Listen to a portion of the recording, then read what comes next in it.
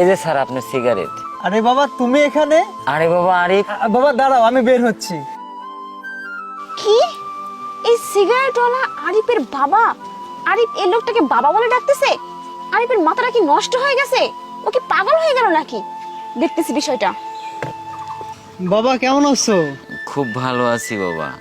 বাবা তুমি এখানে কি করতেছো?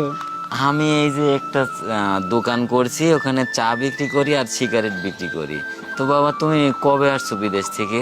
এই তো বাবা 2-3 দিন হলো আসছে আর কি।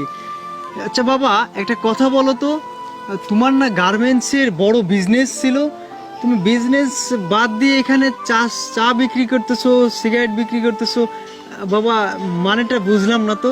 আরে এটা কে? প্রিয়া, ইনি হচ্ছে আমার ধর্ম বাবা। মানে আমারে ছোটবেলায় বড় করছে, তারপর আদর ভালোবাসা স্নেহ দিয়ে আজকে এত বড় করে তুলছে।